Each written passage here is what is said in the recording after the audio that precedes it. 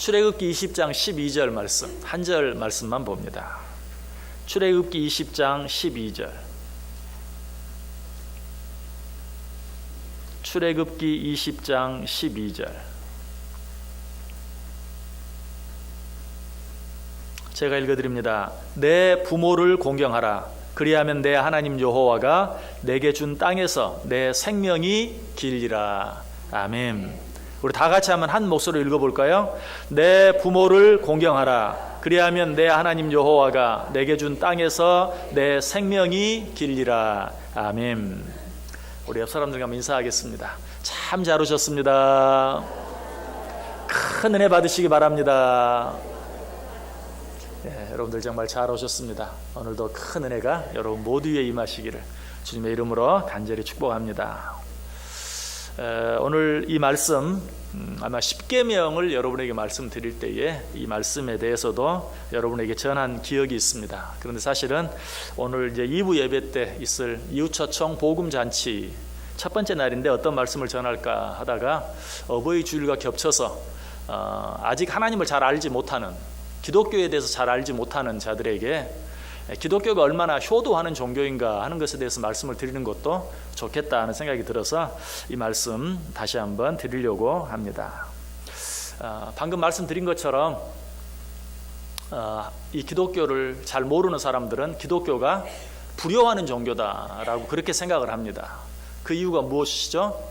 제사를 지내지 않는다. 기독교는 제사를 반대하고 제사를 지내지 않기 때문에 기독교는 불효하는 종교다라고 그렇게 말해요. 그러나 그렇지 않습니다. 기독교는 다른 어떤 종교보다도 효도하는 종교요, 효도를 강조하는 종교인 것을 우리가 꼭 알 수 있어야 돼요. 이 사실을 우리가 십계명 가운데 있는 제5계명인 오늘 본문 말씀을 통해서 잘 알 수 있어요. 내 부모를 공경하라.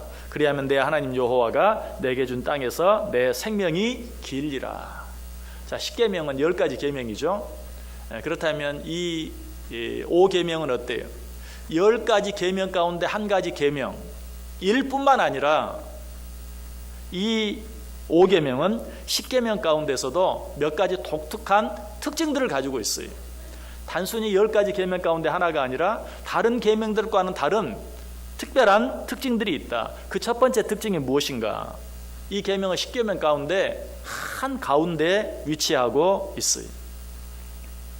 뭐 어떻게 하든지 한 가운데 있는 계명은 있게 마련이죠. 그러나 이것은 결코 우연이 아니라고 저는 확신해요. 왜? 모든 성경은 하나님의 감동으로, 다시 말하면 하나님의 특별한 뜻과 계획 속에서 기록되어진 것이라면 이 내 부모를 공경하라 라는 이 5계명이 10계명 한 가운데 기록된 것도 절대로 우연이 아닐 것이다. 거기에는 하나님의 특별한 뜻이 있을 것이다. 한 가지 증거를 든다고 하면 주기도문 얼마나 중요한 기도문입니까? 우리들이 예배 드릴 때마다 날마다 외우고 또 평상시에도 늘 또 암송하기를 좋아하는 주기도문.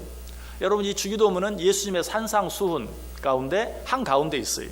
예수님의 산상수훈하면 마태복음 5장, 6장, 7장을 말하는데 그 가운데 가운데 장인 6장이 기록되어 있어요. 단순히 5장, 6장, 7장 가운데 6장에만 기록되어 있는 것이 아니라 6장 안에서도 한 가운데 기록되어 있어요. 자, 그것도 우리가 우연일까?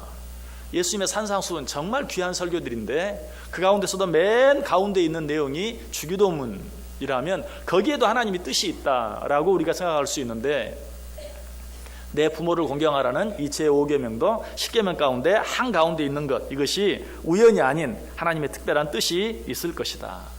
자, 그 하나님의 특별한 뜻이 무엇일까요?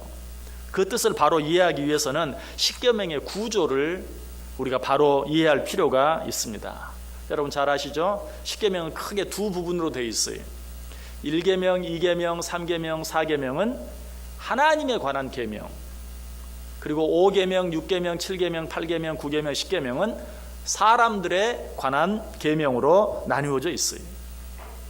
그래서 1계명 하나님 외에 다른 신을 섬기지 말라, 우상을 만들지 말라, 안식일을 거룩히 지키라 하는 하나님에 관한 계명이 나와 있고, 그리고 후반부에는 살인하지 말라, 간음하지 말라, 도둑질하지 말라, 거짓 증거하지 말라, 내 이웃의 물건을 탐내지 말라, 사람들에 관한 계명이 거기에 나와 있는 것을 보게 돼요. 자, 그런데 그 한가운데 어떤 계명이 있다고요? 내 부모를 공경하라. 왜 그랬을까요? 부모를 공경하는 것이야말로 위로는 하나님을 잘 섬길 수 있고 아래로는 사람들을 잘 섬길 수 있는, 하나님과 좋은 관계를 맺을 수 있고 사람들과 좋은 관계를 맺을 수 있는 근간이 되기 때문에 그러해요. 신앙생활을 하더라도 부모와 좋은 관계를 맺지 못하면 하나님과도 좋은 관계를 맺을 수가 없어요. 요한일서 4장 20절에 보면 이런 말씀이 있죠. 누구든지 하나님을 사랑하노라 하고 그 형제를 미워하면 이는 거짓말하는 자니 보는 바 그 형제를 사랑하지 아니하는 자는 보지 못하는 바 하나님을 사랑할 수 없느니라. 하나님을 사랑한다고 하면서 보는 바 형제를 미워하면 하나님을 바로 사랑할 수 없다. 여기 부모도 동일하게 들어가죠. 하나님을 사랑한다고 하고 부모를 사랑하지 못한다면, 공경하지 못한다면 하나님을 바로 사랑할 수 없다라는 말씀과 동일한 것이. 또 역시 이 말씀 속에는 어때요? 하나님을 진정으로 사랑하는 자들은 또 그 형제들도 사랑한다.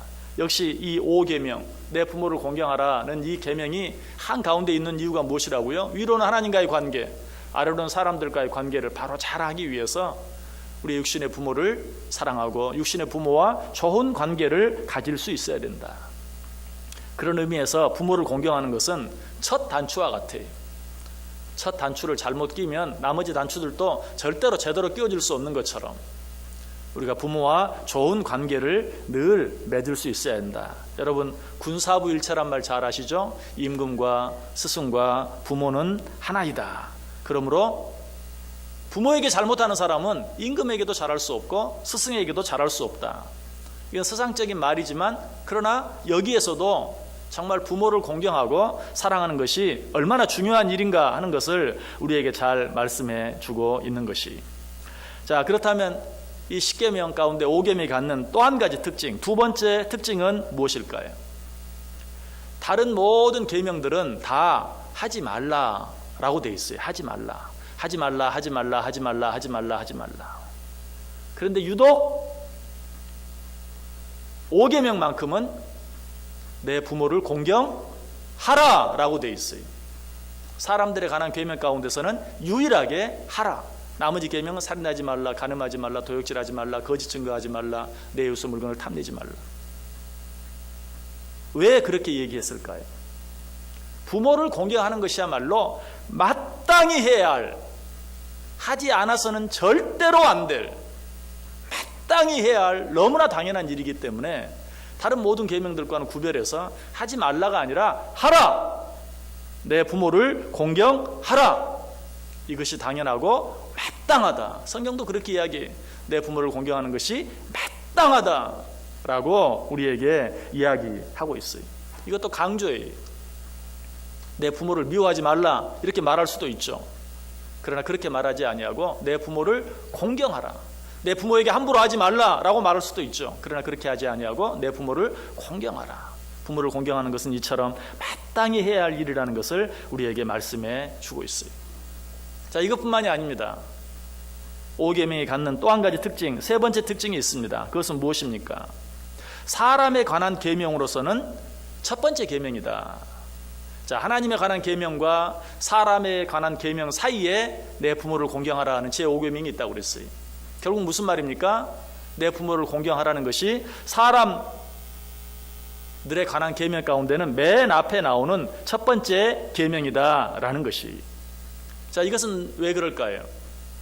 이 5계명을 잘 지키면 사람과의 관계된 다른 계명 6, 7, 8, 9 계명, 10계명은 저절로 지키게 되어 있어요. 여러분 생각해 보세요. 부모를 진정으로 공경하는 자가 다른 사람을 죽일까요? 부모를 생각해서 그렇게 못하죠. 내가 그렇게 하면 부모가 얼마나 마음 아파하겠어요. 부모를 진정으로 공경하는 자가 도적질할까요? 자식이 도둑놈이라는 소리를 들으면 얼마나 그 부모 마음이 아프겠어요. 부모를 진정으로 공경하는 자가 간음할까요? 그것으로 인해서 가정이 불화하고 가정에 어려운 일이 생기면 그 부모 마음이 또 얼마나 아프겠어요. 부모를 공경하는 자가 거짓말하고 다닐까요? 여러분 자녀가 거짓말쟁이라는 소리를 들으면 여러분 마음이 어떻겠어요? 부모를 공경하는 자가 남의 것을 탐낼까요? 그러지 않아요. 정말 부모를 공경하는 자라면 살인하지 않고, 간음하지 않고, 도적질하지 않고, 또 거짓 증거하지 않고, 내 이웃의 것들을 탐내지 않아요.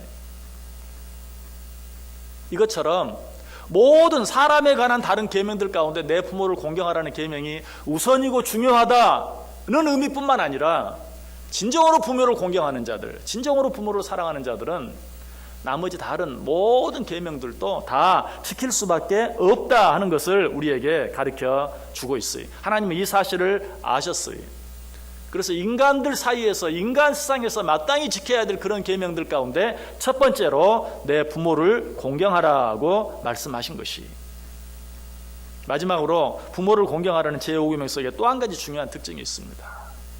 자, 그것은 무엇일까요? 성경에 나타난 10가지 계명 가운데 축복의 약속이 곧바로 뒤따라 나오는 계명은 없어요. 오직 5계명만 빼고. 그런데 10가지 계명 가운데 유독 제5계명에만 곧바로 약속의 축복이 따라 나오는 것을 보게 돼요. 우리가 읽었죠? 내 부모를 공경하라. 그렇게 끝나지 아니하고, 그리하면 내 하나님 여호와가 내게 준 땅에서 내 생명이 길리라.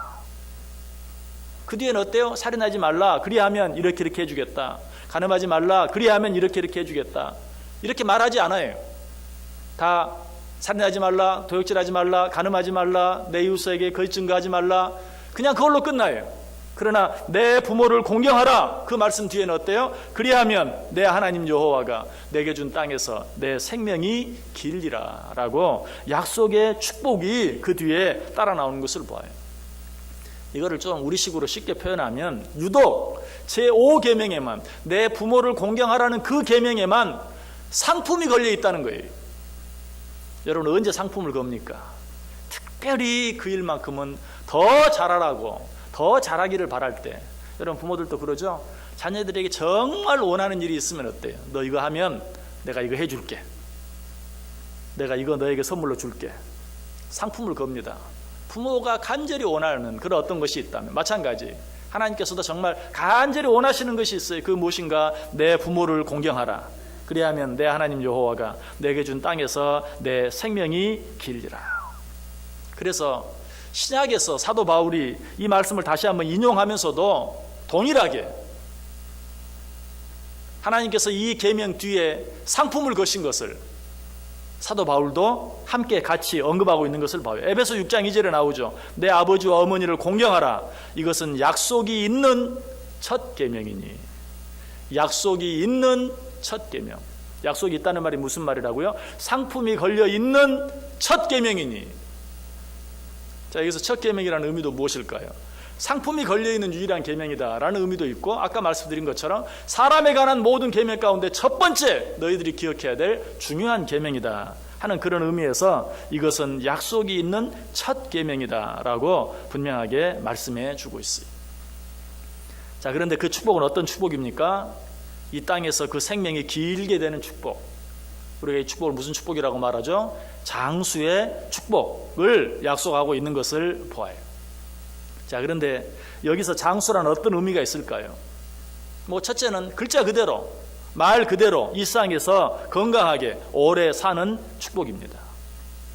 실제로 통계적으로도 믿음을 가진 자들이 그렇지 않은 자들에 비해서 장수한다는 분명한 통계가 있어요. 특별히 우리가 믿음 안에서 살기 위해서 하나님께서 우리에게 주신 10가지 계명들 순종하며 잘 지키며 산다면, 특별히 오늘 하나님께서 직접적으로 약속하신 제5계명 내 부모를 온전히 사랑하고 공경하는 마음으로 살아간다면 어쩌면 그렇게 살아가는 자들이 그렇지 않은 자들보다 장수한다는 보다 뚜렷한 결과가 있으리라고 전 믿어요. 믿음을 가진 자들이 그렇지 않은 자들에 비해서 장수한다 라는 거기에 플러스 알파, 정말 부모를 공경하는 자들은 그 가운데서도 특별히 더 장수한다. 왜? 아까도 말씀드렸죠. 부모를 진정으로 공경하고 사랑하는 자들은 매사에 조심할 수밖에 없어요. 매사에 조심하며 살아가다 보면 훨씬 더 건강한, 지나치게 과로하지도 않고 심한 음주를 하지도 않고, 또 자기 건강, 내가 아프면 얼마나 부모가 또 염려하겠는가 한 번 더 돌아보게 되고 생각하게 되고 하다 보면 틀림없이 장수하게 될 것이. 잠언 3장 1절 2절에도 말합니다. 내 아들아 나의 법을 잊어버리지 말고 내 마음으로 나의 명령을 지키라. 그리하면 그것이 내가 장수하여 많은 해를 누리게 하며 평강을 더하게 하리라.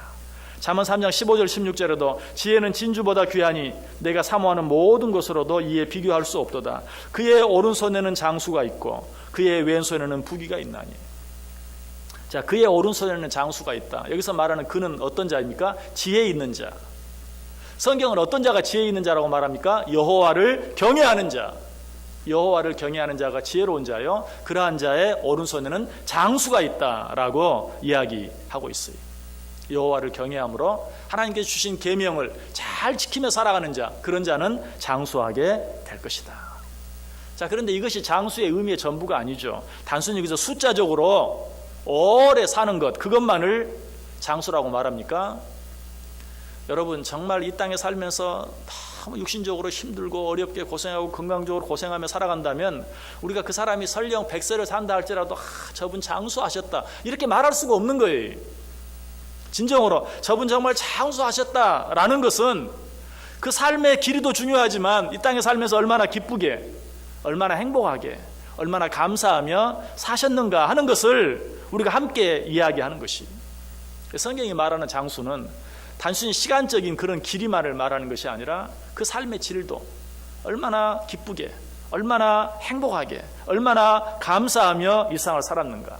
성경이 말하는 장수는 짧게 살고 길게 산 것도 중요하지만 이 세상을 떠날 때 여한이 없이 감사하면서 찬송하면서 이 세상을 떠나갈 수 있는 삶, 그 삶이 성경이 말하는 장수예요. 왜?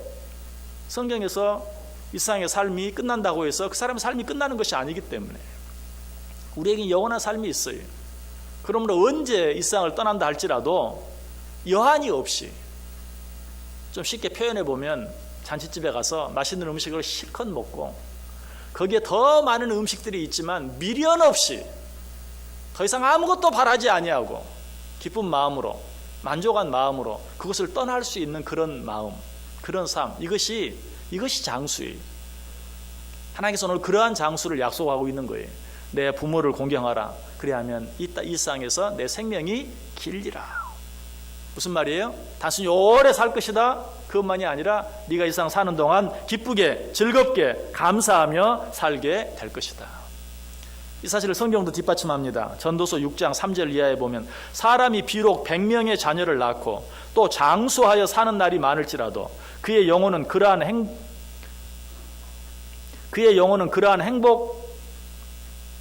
행복으로 만족하지 못하고 또 그가 안장되지 못하면 나는 이르기를 낙태된 자가 그보다 낫다 하나니. 100명의 자녀를 낳고 100년을 산다 할지라도 행복하지 못하면 차라리 낙태된 자가 낫다. 그 다음 절에 보면 이렇게 말해요. 낙태된 자는 헛되이 왔다가 어두운 중에 가매 그의 이름이 어둠에 덮이니 햇빛도 보지 못하고 또 그것을 알지도 못하나 그보다 더 평안함이라. 이 세상 삶에서 그냥 기쁨도 없이 행복도 없이 산다면 차라리 한 번도 세상 빛을 보지 못하고 배 안에서 낙태된 자가 더 낫다. 뭘 말해요? 단순히 이 세상에서 오래 사는 것, 그것이 진정한 장수가 아니다. 이 세상에서 기쁨과 행복과 만족을 누리며 사는 것, 그것이 장수다. 그래서 그 다음 절에 또 이렇게 말해요. 그가 비록 1000년의 갑절을 산다 할지라도 행복을 보지 못하면 마침내 다 한 곳으로 돌아가는 것뿐이 아니냐. 여러분 어때요?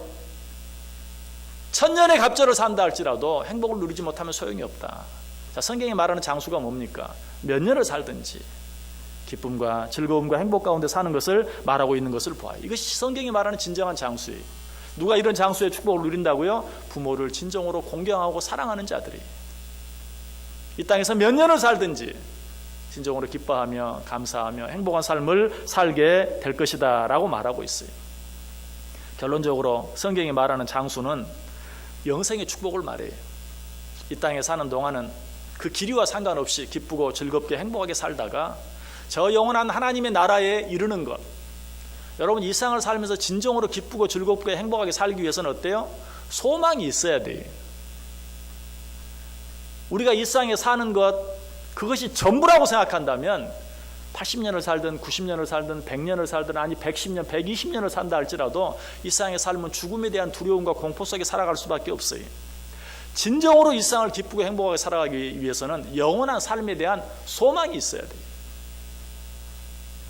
하나님께서 말씀하시는 장수는 이 세상에 살면서 영원한 하나님의 나라에 대한 소망을 가지고 사는 것이, 영원한 하나님의 나라에 대한 소망을 가지고 사는 자들은 이 세상을 어떻게 살까요?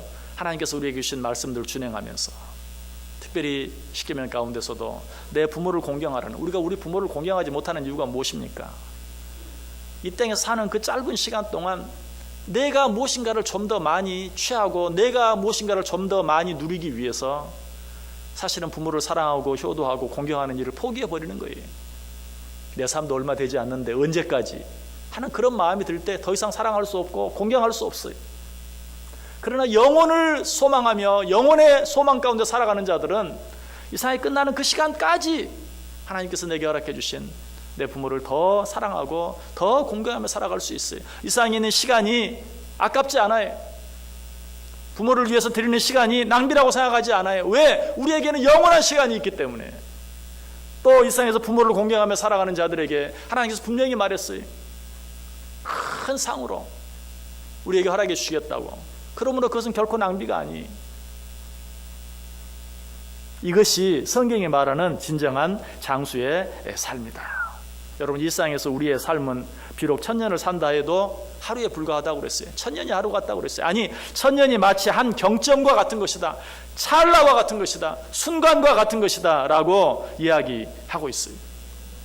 그러므로 이 세상에서 오래 사는 것은 절대로 진정한 의미에서의 장수가 될 수 없어요. 그래서 예수님께서 자기가 그렇게 사랑했던 오라비가 죽었다고 슬퍼하는 누이 마르다에게 뭐라고 말씀하십니까? 예수께서 이르시되 나는 부활이요 생명이니 나를 믿는 자는 죽어도 살겠고 무릇 살아서 나를 믿는 자는 영원히 죽지 아니하리니 이것을 내가 믿느냐. 살아서 하나님을 믿는 자들은 영원히 죽지 아니한다는 이 믿음을 가지고 살아가는 자들, 이런 자들이 진정한 장수의 축복을 누리는 것이다 라고 이야기하고 있어요. 그래서 성경은 이 영원한 생명에 대해서 베드로전서 1장 4절에 썩지 않고 더럽지 않고 쇠하지 아니하는 유업을 입게 하시나니 곧 너희를 위하여 하늘에 간직하신 것이라. 베드로전서 5장 4절에서는 그리하면 목자장이 나타나실 때에 시들지 아니하는 영광의 관을 얻으리라 라고 이야기하고 있어요. 그러나 이 축복을 누리는데 한 가지 조건이 있는 것을 보게 되죠. 오늘 이 말씀, 오늘 본문 속에 내 부모를 공경하라, 그 다음에 무슨 말이 나오죠? 그리하면 이 땅에서 내 생명이 길리라. 이 땅에서 정말 세상적인 방법으로는 결코 누릴 수 없고 얻을 수 없는 진정한 기쁨과 행복을 누리며 살기 위해서는 내 부모를 공경하라. 그리하면 하나님께 주신 그런 영원한 축복들에 보면 이런 말들이 꼭 나오는 것을 봐요.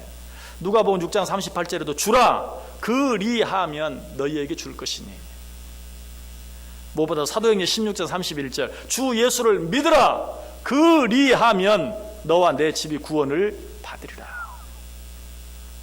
오늘 하나님께서 우리에게 놀라운 축복을, 상급을 약속하시면서 내 부모를 공경하라 그리하면 이 땅에서 내 생명이 길리라 라고 말씀하고 있어요. 여러분, 이 세상에서 행복하게 살기를 원하십니까? 기쁘게 살기를 원하십니까? 부모를 공경할 수 있기를 바랍니다. 부모를 더 사랑할 수 있기를 바랍니다. 그리하면 이 땅에서 내 생명이 길리라. 가화만사성이라는 말이 있죠. 명심보감에 나오는 말이 너무나 유명한 말인데 이 말을 누가 했는가? 뜻밖에도 강태공이 했어요. 강태공은 낚시만 하는 줄 알았더니 이런 좋은 말도 할 줄 알았어요. 가화만사성, 강태공이 한 말인데 사실은 그 말 앞에 자효쌍친낙이라는 말이 있어요. 그래서 가화만사성이라는 말은 반쪽밖에 아니고 자효쌍친낙 가화만사성. 자효쌍친낙 무슨 말인가? 자식이 효도하면 쌍친, 양친이란 말이죠. 양친이 기뻐하고, 양친이 기뻐함으로 가정이 화목하면 모든 일들이 형통한다. 자효쌍친낙 가화만사성. 그러므로 가화와 만사성은 부모에게 효도하지 않고는 절대 이루어질 수 없는 일이 당연하죠. 부모에게 효도하지 않고 어떻게 가정이 화목할 수 있겠어요.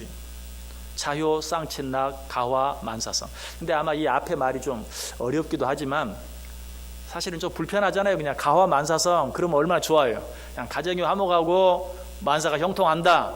자효, 쌍친낙은 좀 어려우니까 지키기도 어렵고 말하기도 어렵고 그래서 아마 점점 사라져 버리지 않았나. 여러분도 아마 생소한 분들이 많을 거예요. 그러나 이 두 가지가 같이 있어야 돼요. 우리가 신앙생활 하는 것도 마찬가지.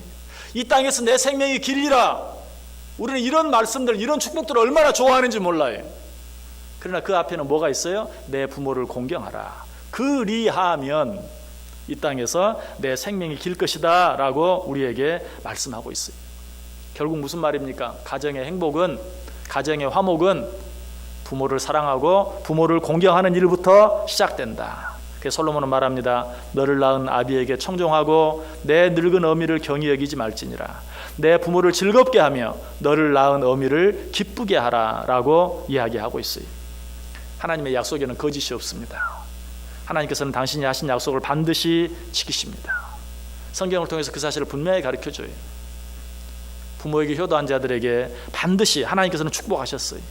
노아의 세 아들 효자였던 셈과 야벳은 놀라운 축복을 받았어요. 그러나 함은 저주를 받고 말았어요. 효자였던 이삭과 야곱과 요셉은 놀라운 축복을 받았어요. 믿음의 수상들이 되었을 뿐만 아니라 축복의 근원들이 되었어요. 또 효부였던 룻도 놀라운 축복을 받았어요. 남편이 죽고 시아버지가 죽고 시어머니만 남았지만 그까지 잘 모심으로 말미암아 그에게 얼마나 큰 축복을 주셨는지 몰라요. 다윗의 외할머니가 되고 솔로몬의 증조할머니가 되고 무엇보다도 룻은 어때요? 예수님의 족보에 예수님의 조상으로 이름이 기록되어지는 그런 축복을 받게 된 것을 보게 돼요. 이 모든 것들을 오늘 성경 말해요. 내 부모를 공경하라. 그리하면 내 하나님 여호와가 내게 준 땅에서 내 생명이 길리라. 내 아버지 어머니를 공경하라. 이것이 약속이 있는 첫 계명이니. 여러분 어떻게 살기를 원하십니까? 신앙생활 잘하기를 원하십니까? 부모를 공경해야 돼요. 이 세상에 있는 모든 사람들과 좋은 관계를 맺으며 살기를 원하십니까? 먼저 부모를 공경해야 돼요. 부모는 이 세상에 태어나면서 첫 번째로 만나는 사람이에요. 그 부모와의 관계가 잘못되면 다른 모든 관계들도 어그러질 수밖에 없어요. 부모와의 관계를 잘하고 부모를 사랑하고 부모를 공경함으로 위로는 하나님을 더 잘 섬기고 아래로는 사람들과 더 좋은 관계를 유지하며 이 땅에서 더없이 큰 기쁨과 행복을 누리며 살아갈 수 있는 저 여러분들 다 될 수 있기를 주님의 이름으로 간절히 축복합니다. 기도합니다. 하나님